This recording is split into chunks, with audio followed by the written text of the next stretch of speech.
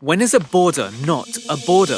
When it's a fence that Israel built to create the world's biggest open-air prison. Since March 30, 2018, thousands of Palestinian refugees trapped inside Gaza have taken part in the March of Return, demanding the right to return to their homes in what is now Israel. Israel built a 25-mile fence and has shot people protesting near it, saying it's defending its border. But this fence isn't a border. You know how we know that? Because Israel said so back in the 1990s. When Israel and the Palestinian Authority signed the Oslo agreements, this is how they talked about the fence. The security fence erected by Israel around the Gaza Strip and the line demarcated by the fence shall be authoritative only for the purpose of the agreement. That acknowledges that the line followed by the fence is not a border. Israel wants to portray Gaza as a separate country full of people who want to invade Israel. In fact, international law says Gaza is still under Israeli occupation. The idea that there is actual Palestinian sovereignty in the Gaza Strip or even the West Bank is false. Israel continues to control all aspects of life in the Gaza Strip, and as such is deemed under international law to still be the occupying force. In 2010, the UN called Gaza a large open-air prison, and it's not hard to see why. There are only 5 crossing points on the Israeli fence, and 3 of those have been closed for years. Of the 2 that remain, only 1 of those is for people.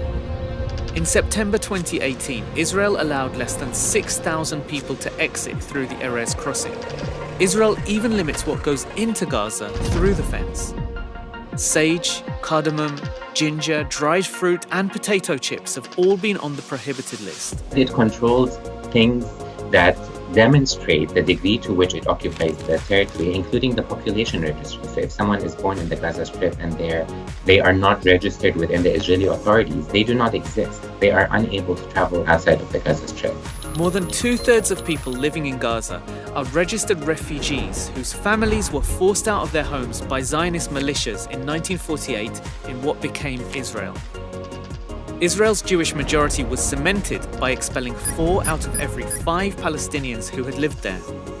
So this fence stands between Palestinians and their former homes, from which they were evicted and to which they've been forbidden from returning.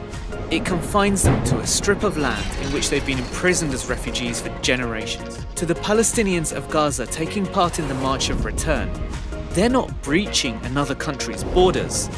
They're simply attempting to go home. What's life like inside the biggest prison on Earth? To find out, you don't have to commit any crime. You just have to be born in Gaza. This tiny strip of flat Palestinian land is surrounded by Egypt and the Mediterranean Sea to the south and west, and Israel, which has closed Gaza off to the outside world since the early 1990s. And most people, even other Palestinians, are not allowed to visit. Like many prisons, Gaza is overcrowded. Over 2 million people live on this tiny piece of land. But where did all these people come from? Well, about 70% of Gazans are refugees and their descendants. They were forced to move there when Israel took over their towns and villages around the time it was founded, 75 years ago, in May 1948. This event has gone down in history as the Nakba, the Arabic word for disaster. Israel has never allowed those Palestinians to go back, despite many of these towns and villages being a short drive or walking distance from Gaza. Israel actually went on to occupy Gaza itself in 1967, impose military rule on the people who lived there, and give part of its territory to Israeli settlers. In the early 90s, it imposed a closure policy on Gaza. Palestinians there could no longer leave without a time-restricted, hard-to-get permit. But it was in 2006 when things got really bad.